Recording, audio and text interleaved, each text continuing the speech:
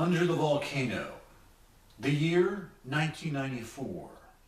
Half the Hispanic students failed to finish high school, setting up a multicultural American experiment as a cataclysmic disaster. A giant ethnic underclass of permanently alienated poor people, filled with self-loathing and kept warm with hate. Kazantzakis wrote of life as a Greek living under the yoke of the Ottoman Empire, a litany of oppression, atrocity. If Mexican kids failed to assimilate, failed to succeed, failed to tear off a juicy piece of the American dream, we would forever live Kazantzakis' nightmare of the Balkans, village against village, eternal low-level warfare that periodically flared into minor genocides, a millennium of war until one side wiped out the other entirely. Screw that. I resolved to save my society, one child at a time. My gentle bleeding heart, so full of goodwill, idealism. Hard to imagine 20 years ago I was so naive. 8-year-old German farmers in my family still winced and talked to me of the painful memory of going to school at 6 years old, not speaking a single word of English. I would make the leap to activism, idealism, a life of meaning. Besides, I had grown weary of working at NASA, robotic machines sent to dead worlds, overachievers blasted into summer camp 200 miles above my head. Screw that.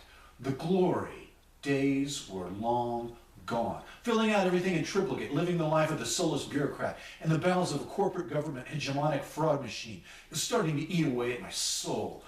It had only taken a few years, but I wanted it out bad. Still in my 20s, the idealism of youth, not giving way to the cynicism of middle age, no wife and kids, losing out on the big paycheck and joining the circus was still an option. I made my move. I took my half-assed Spanish and found a job teaching kids fresh off the boat how to speak the King's English. They were 14 or 20 or somewhere in between. They had stars in their eyes. These were really good kids from Mexico, Guatemala, El Salvador, Vietnam, Korea, you know, the future. Most people are afraid of it, but I vowed to embrace it and make it my own somehow. Some of the kids had parents who were highly educated corporate climbers. They came to town that oil and air conditioning built, Houston, Texas. Some kids were refugees from Civil War, spent their entire lives moving from place to place in order not to get killed, never sat at a desk in their lives, had not gone beyond the 3rd grade. Welcome to high school. I moved into a combat zone in Houston. My neighbors were all from Central America and had settled in the inner city. Some were fleeing Civil War while others were economic migrants. 20 people in 8 houses. Friends who visited on the weekends. A community, a small village in the middle of a town of 3 million people. We socialized together, became friends. I brought fresh fish, my fair share of the beer, ate in their homes. We sat together in the evening and watched the sun go down. Weekends we'd go to cantinas and drink and dance with pretty girls. The neighborhood was dangerous, a combat zone. Groups of people were not safe walking around even after dark. The paper told of drive-by shootings, stabbings. People were killed every week within 2 or 3 miles of our street. The Anglo artists lived in the neighborhood were the only Caucasians. They lived in large compounds, surrounded by razor wire and large aggressive dogs. I was the only Caucasian who lived outside of razor wire. I had a Cocker Spaniel. We all looked out for each other. No one bothered us, save the occasional crackhead. After a while, my ear for Spanish picked up and I spoke more fluently. Life was humble and people treated each other well, kindly, like a small village. Gossip, affairs, fights, the ties that bind people together, no longer strangers to each other. I tried to be a good neighbor. We were kind to each other. I was the only gringo who had ever bothered to come down there, much less live among them. Life was hard. In the end, all we had was we each other. I'll always be grateful. The previous year, I made a decision to perfect my Spanish, and the best way to learn was a technique called immersion. Immersion. You put yourself in an environment where nothing but Spanish is spoken and you totally immerse yourself by hearing nothing else. It is a kind of sink or swim technique that forces you to learn a primitive grammar and then to discard that one and adopt a better one, a new one, and so on, gradually improving. Immersion, sink or swim. Losing your native language is a form of psychological torture that brings about a crisis, despair, panic. After 2 weeks, tears spontaneously flow at the sight of your flag or a familiar song. Everybody says they want change, but it's a lie, because change is hard. Change is scary, uncertain, painful, unpredictable. Real change is a bitch. March was just around the corner. My neighbor was traveling to Guatemala to see his family. He was a steady guy, hard worker, smart. He asked me to come with him, drive to Guatemala over the spring break. Sure, drive to Guatemala, stay with the locals, meet his family, immersion. Who knows what kind of adventures waited in terra incognita, the undiscovered country? What could possibly go wrong in the land of eternal spring? One day to go and he had to stay and work, but his godfather, the head man of his village, was in town and would take me in his car to Guatemala. He could make sure you get there safe and take you to a hotel. I had known him all my life, since I was a little kid. His name is Hercules. He buys cars, appliances, takes them back to sell. It is what he does for a living.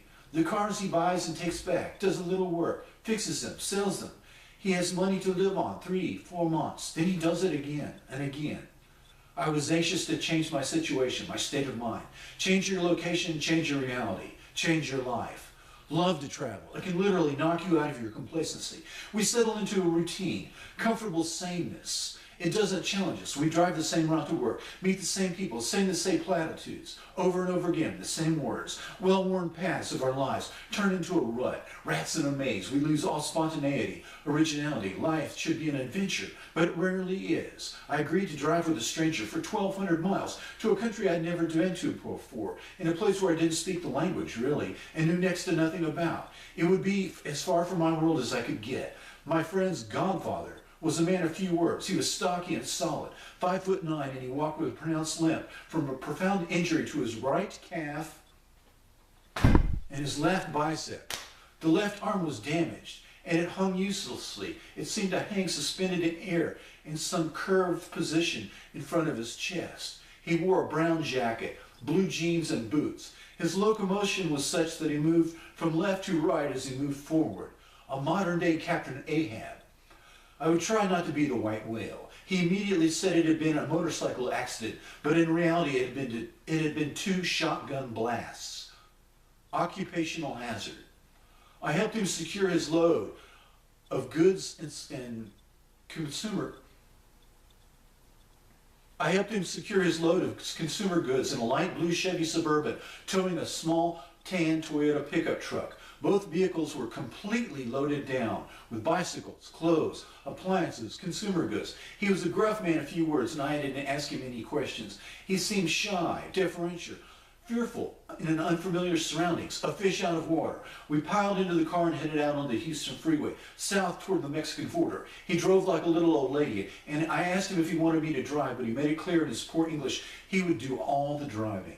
I like driving 55 miles per hour, but not in Texas. You never seem to get anywhere. I agreed that this was an excellent idea and tried to talk to him a little bit, but his mediocre English and my mediocre Spanish made it physically painful after an hour of trying. So I shut up and tried to relax.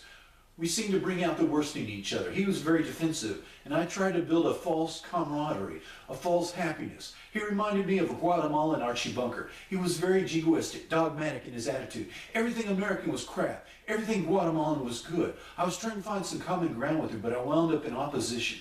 He used the term gringo like a curse word and said bad things about my government, my country. I found myself on the opposite side of all his arguments. This man was a hard guy to get to like, hard to snuggle up to. He seemed more confident and more hostile the closer and closer we came to the Mexican border. He had been quiet and shy before because he was afraid in the United States. But now that we were within an hour of the border, he seemed to drive, talk faster, talk more. Most of the diatribes were about gringos and the U.S. government. I didn't like him very much, but we were stuck together for a couple of days, so I decided to try and make the best of it until I could get to Guatemala and get the hell away from this guy. I tried to change the subject to less confrontational issues. I played the harmonica for 15 minutes until my talents were exhausted. The silence was sullen and hung over us. The American politicians were screaming that free trade was a giant sucking sound of American jobs headed south across the border, but the giant sucking sound was every last second-hand Toyota truck and Chevy Suburban and the contents of every flea market headed south across the border. We parked in a clearing checkpoint run by the Texas Department of Public Safety, State Highway Patrol, to verify that none of the cars and goods were stolen. Hercules felt victimized. He took it personally. It took too long and he had to pay tax. We slept in the car and ate breakfast in the home of a Hispanic lady who spoke no English and fed you a nice breakfast for $5. It was homey and quiet in her kitchen, and it felt like at peace for the first time in our journey. Trying to speak Spanish wore me out after a few hours. Hercules was lousy company. We cleared the checkpoint, left the gravel pin, razor wire behind, and into the Mexican side, made for the open road. The coastal plain along the Gulf of Mexico between Brownsville and Veracruz was flat and sparse. The U.S. side, scrub vegetation, floodplain, good for a few scraggly cows and absorbing the tremendous amounts of rain from the odd hurricane. We stopped and ate dinner at a small diner. While we were eating, a small caravan of fellow travelers from Central America pulled up with familiar faces from the checkpoint. After eating, Hercules went over and talked to them. When he went to the bathroom, 4 of the guys he was talking to came over and said, "Be careful, my friend. That guy, he's crazy." He held my gaze after his parting word to deliver the point home and gauge my reaction. "Yeah, I know what you mean. He is kind of nuts." I shrugged as if he had tried to do what he could. He washed his hands of it, shrugged, and was not happy with the result of what I absorbed of what he had said. It was out of his hands, though. Like Pontius Pilate, he strode away. I half considered catching a ride with him, but instead decided to finish what I had started with Captain Ahab. Night found us by the flat coastal plain of Veracruz. Moonlight turned the short scrub vegetation from green to luminous lavender. The moon cast the shadows of the truck, hung out over the right as I turned my head out the window and I watched the ghost image of the truck glide along the tops of the vegetation and the sandy soil. "Hey, Hercules, how did you get hurt?" "It was a motorcycle accident," he said. He clammed up tight, so I didn't ask him anything else. We had been driving all night without rest for nearly 2 days, and after 3 a.m., Hercules pulled the truck over on the side of the road, and we tried to get some sleep. The attempt at sleep in the cab of the truck was a failure for both of us, after an hour we pulled out and onto the road and continued on. We made Veracruz by noon, where I learned the unwritten secret to navigate 4-way intersections in Mexico. The 4-way stop is not actually stop, and a stop sign does not mean stop. The general rule is that the vehicle that gets there first honks its horn and hold your hand down on the horn and honk as loud as you can. A warning. And punch the accelerator, gun the motor to pass through before a collision occurs. The larger car usually wins, but we were towing a car and both vehicles we had were completely overloaded, and this method was fraught with peril. Any mistake meant we could not stop, and there would be a tremendous explosion as all 3 vehicles collided together. We simply could not stop on a dime, and the locals were very glad to challenge our car that was close to